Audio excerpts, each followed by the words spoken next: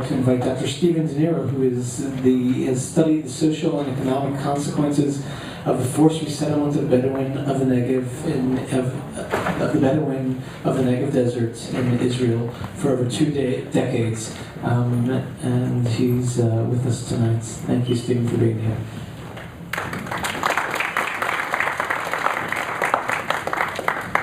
Thank you. I'm sure you're all a little bit tired, and it's also that ending kind of takes the wind out of you, doesn't it? So, take a quick breath, and what I can do is I can just give a quick reaction that I have, perhaps, or you can ask me questions. I'll start with a few questions, and then I'll open it to the audience. But I'm here as long as you all like, but yeah, that does take the wind out of you. No the building closes at 11, so I'll be there. Let me start by asking you, the film's called Invisibles. What do you make of that title for this film?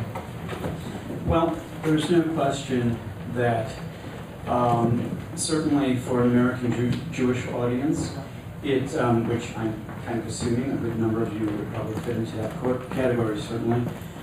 This population isn't necessarily well recognized or well known. We're talking about a very small percentage of the Israeli population, that is the Bedouin of the Negev. And then in the meantime, certainly within Israeli society, you can go easily throughout Israel and talk to Israeli Jews, I mean, and they won't necessarily know Bedouin. Certainly, if you talk to people about the Negev is that annoying piece of Israel that you have to get through on your way to Eilat. Right? So to go south of, past the Kiryat Gat line, right? There's Kiryat Gat, and then there's, Beersheba is a good place to stop for a bathroom break, and there's the Kenyon, which is the mall, which is a nice place. There's a good place there to have a shawarma or a falafel, and there's the Kenyon, and there's a nice area down where you can have something to eat, and you don't see the Bedouin. You don't look at the Bedouin, they're invisible. You could go to the Bedouin market for some cheap deals there, too. Yes, and the Bedouin market, as we hopefully well know, is dominated today by Russians. There's nothing Bedouin about the Bedouin market. I'm just saying.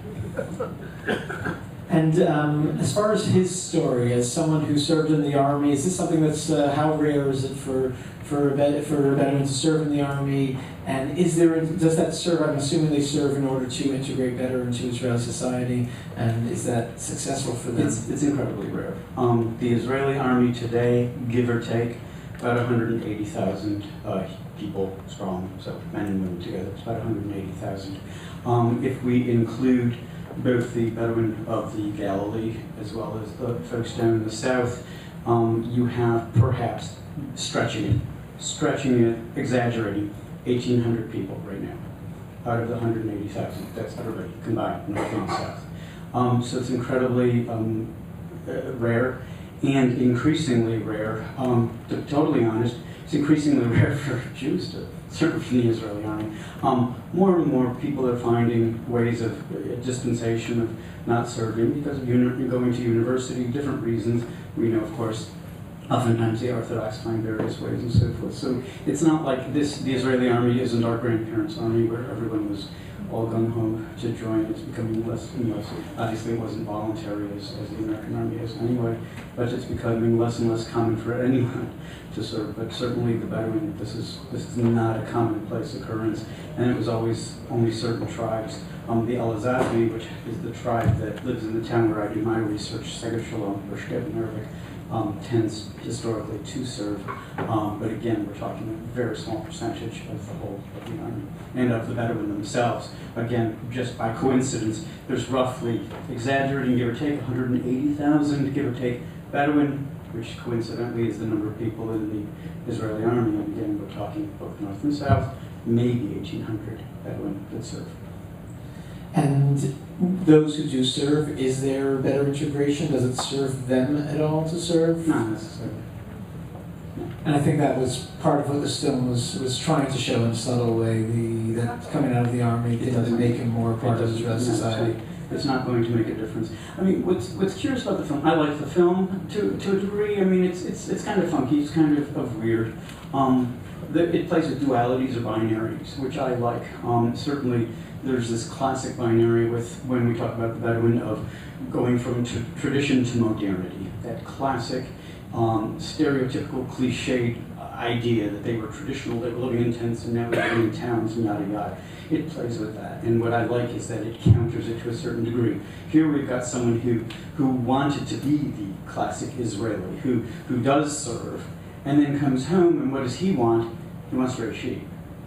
And he wants to have a restaurant where he's going to serve the quote, traditional foods of the goat cheese, etc., which you would think would be more maybe the cousin, right, who stayed at home, and that he would do the more traditional kind of activity and so forth, but obviously he's into other activities. So it does play with those binaries and kind of turn them on their heads. One last question before I open it up to some of your questions. The Bedouin community and the Palestinian community proper, how do they interact? Is there any kind of separation? Well, it depends on your definition of interacting.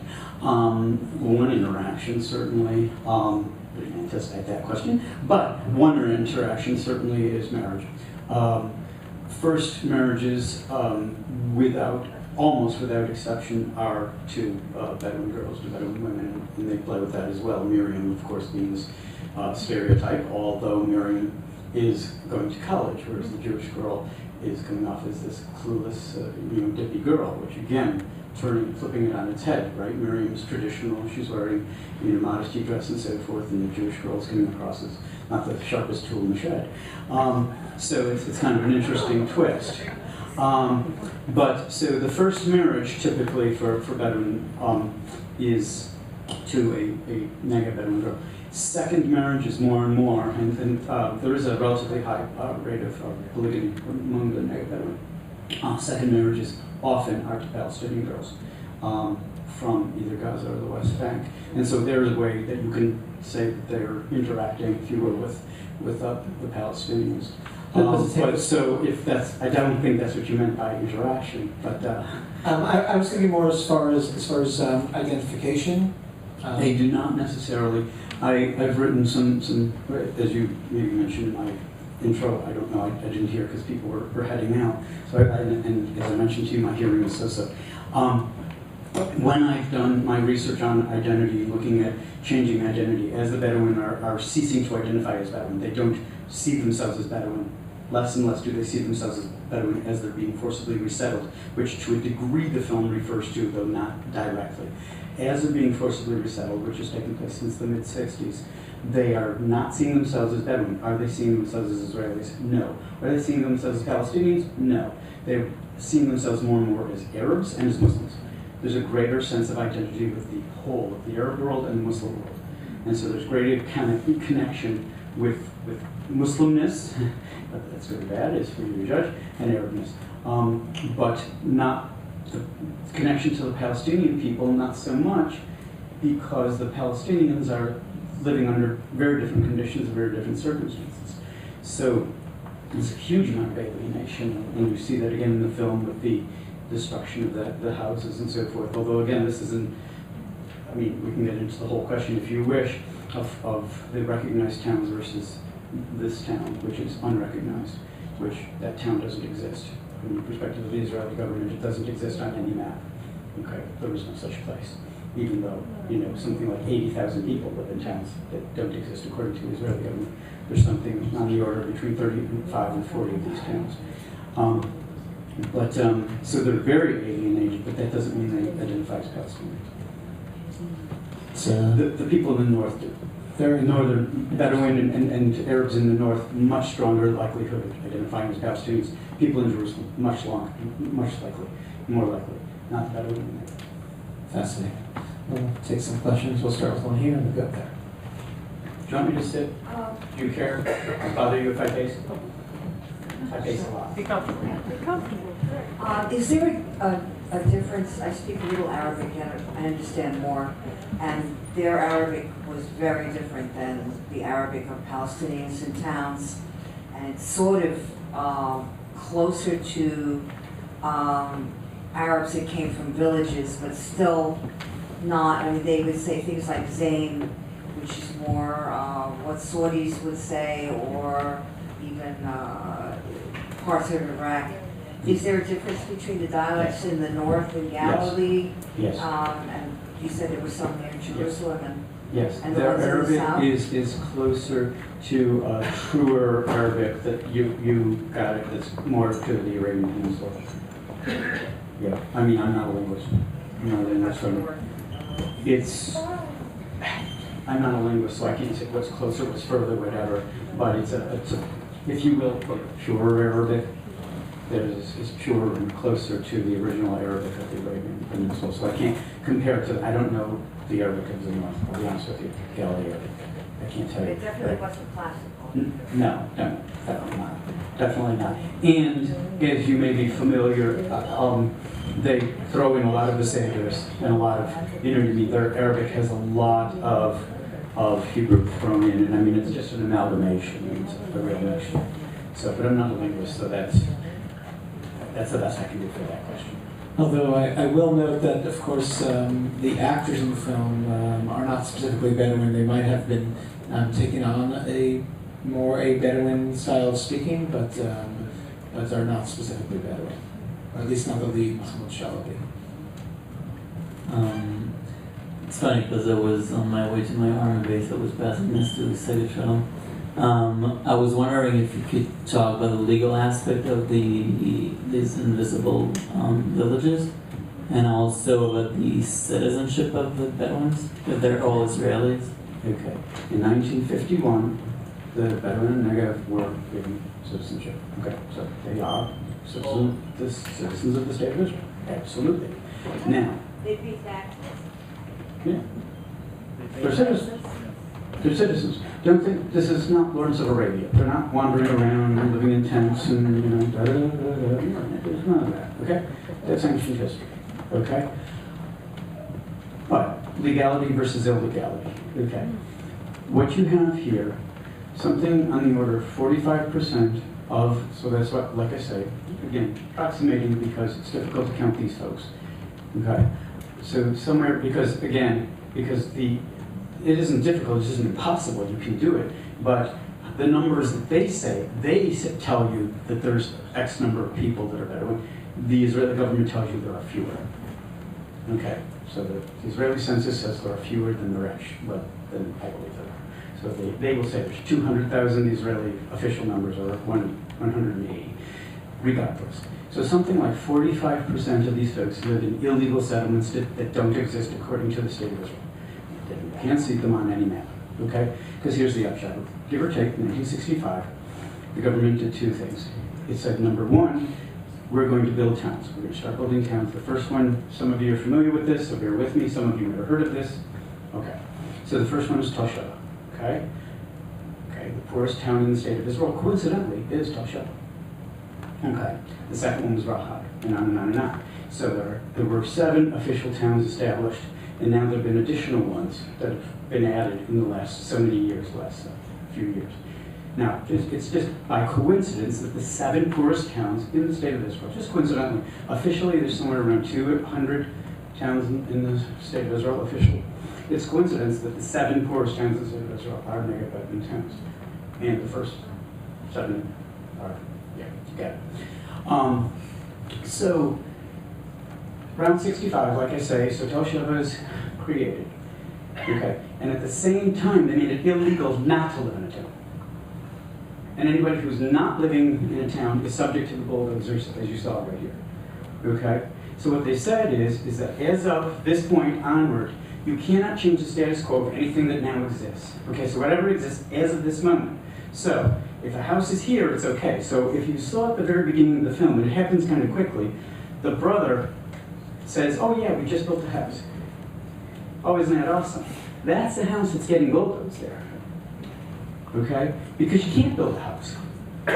You can't add to an existing house. Whatever exists, you can't plant a tree.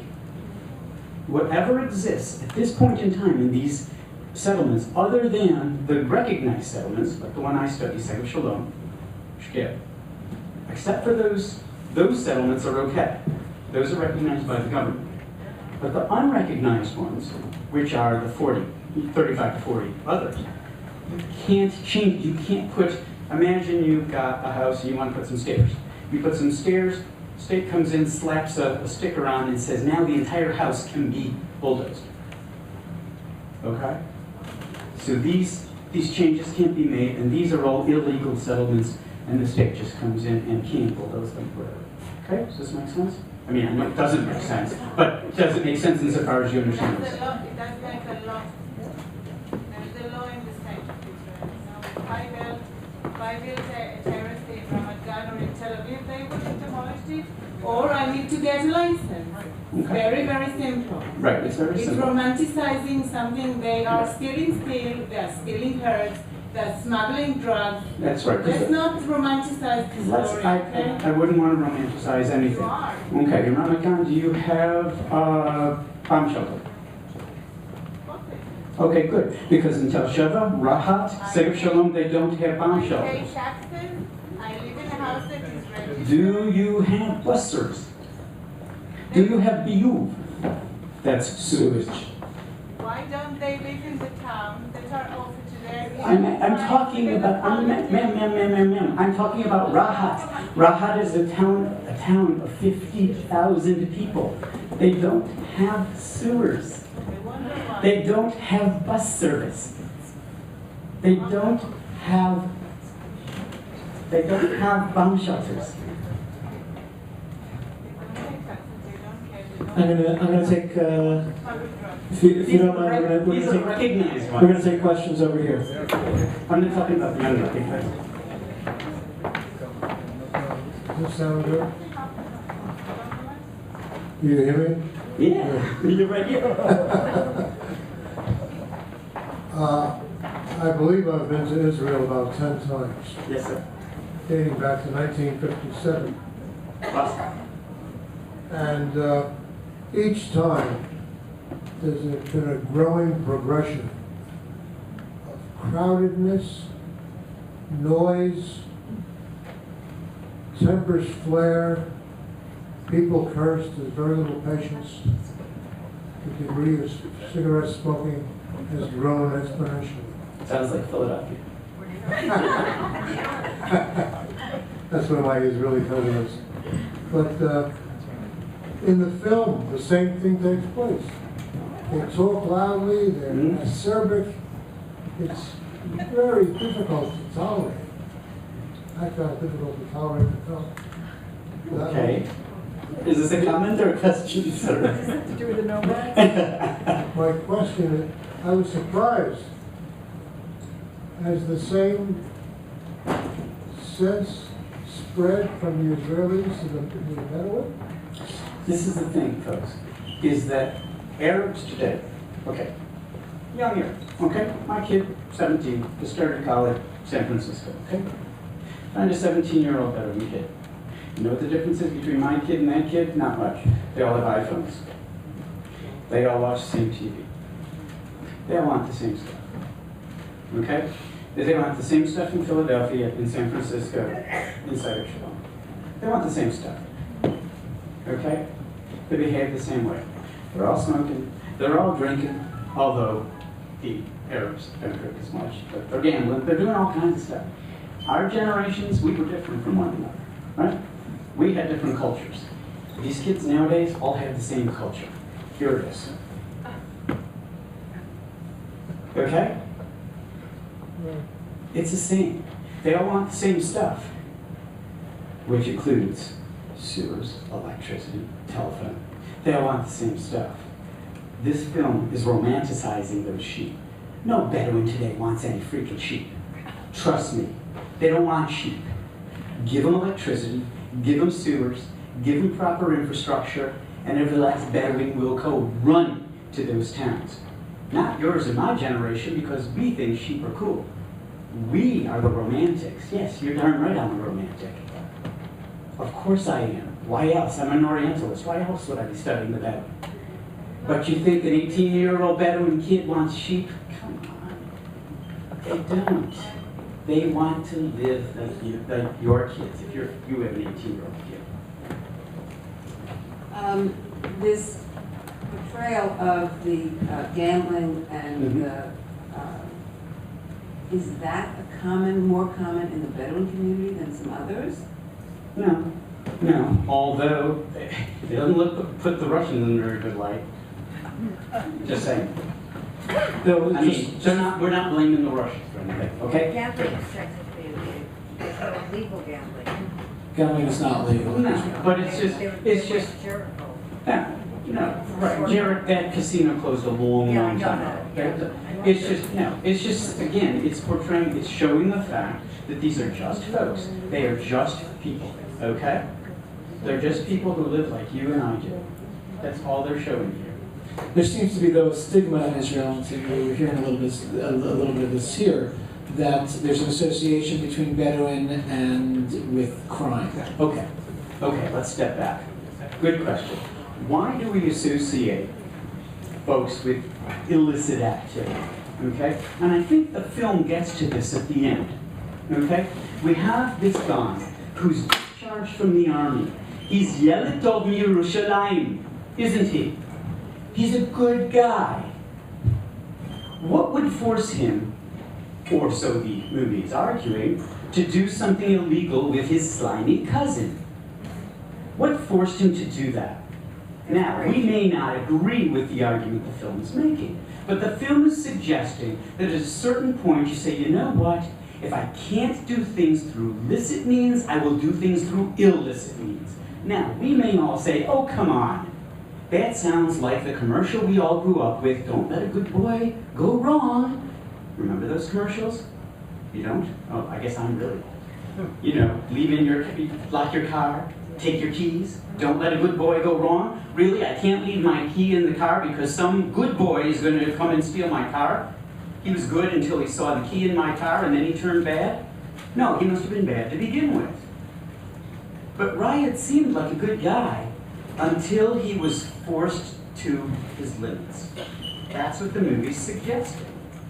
And that's the question. Are all Bedouin bad guys? Or do they, at a certain point, say, you know what? I can't get a job despite serving in the army, despite completing Yud Bet, and even some college, I still can't get a job because this is a country that favors certain groups over other groups. And at a certain point, they say, maybe I gotta go another route. Am I making excuses? Maybe I am. It's bureaucracy, come on. I wanted to go back to the movie. I wasn't clear when he was discharged. Number one, discharge sometimes has a negative connotation. I'm assuming that he just completed You consider his service. What was going on with all of his pins? Was he giving them back? No, he was He was just just putting them in his yeah, bag when you're because they were- discharged, No, they cut I your... wasn't sure. No, he was honorably discharged. Yeah, there was no issue. Okay, but all those things that were on his uniform, did they take them? And was that only, or did he just put them in his pocket? And it led me to think, wondering if he was being discriminated already by, No, there was no problem there, man. That was So normal. we had to take it off. You Yeah. thankfully, we couldn't go Yeah, the you- rank on. Yeah, you can't publicly like wear it anymore but did he because get to keep them? That's Yeah. what- yeah, but it's Okay. yeah. Sometimes Now you they'll have do to Louis get back when until you're he's discharged. like 50 or whatever. We're going to take two last questions here. I noticed something very interesting. His father was wearing a sweatshirt that said JNF. And from what I've learned, JNF money has come from Christian fundamentalists to tear down a village called El Araqib about 85 times to build the God TV forest. Is that true? Okay, let's back up a second. Okay. I will make this one brief. Okay.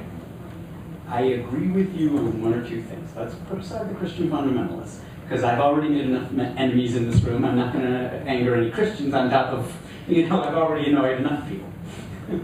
Okay. But you are correct that the JNF, the Jewish National Fund, or the KKL, is not beloved by the Bedouin community at all. And the irony that the father is working for them, right? That's incredibly ironic. He has sold his soul to the devil. Okay? Realize that. Okay? So that's, again, flipping things on its head. This is what this film does. is that's the last. He's giving him a hard time, him being right. He's giving his son a hard time, that his son wants to do Bedouin stuff, right? By having this, you know, restaurants and so forth, selling Bedouin food and so on and so forth, and yet he's working for JNF. I mean, that's unbelievable. He was working for him. He had the sweatshirt, as well as when Peretz that is driving the truck, and you can see in the back, he's, let alone, I mean, the forest, you know, the trees are like this, you know, you see that the trees are all, yeah, that's a JNF forest, you know, that's not Muir Woods. Right, yeah. But in all honesty, I mean, yeah, they're not, and El Araqib, it's yes, that's not the only community that's been, you know, just for and so forth numerous times. Yes, you're correct on that. So it's quite ironic that he would be working for JNF. This is not a group that the Bedouin are too fond of. Let's just put it at that.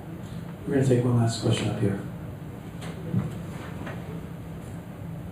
If that person who built that house, the son, if he got the proper permission to build a house, he could have probably built a house. And if he and the other son, if he wanted to open up a restaurant, if he had the proper permission, the proper papers or whatever, he could have opened. But sir, he can't. That's the whole point. The idea is it's impossible because there is no such thing as the proper permission. The way it works is population pressure builds. He's got a grown son. The son gets married, right? The father has a grown son who gets married, has children, but they still can't build a house. Where can they build a house?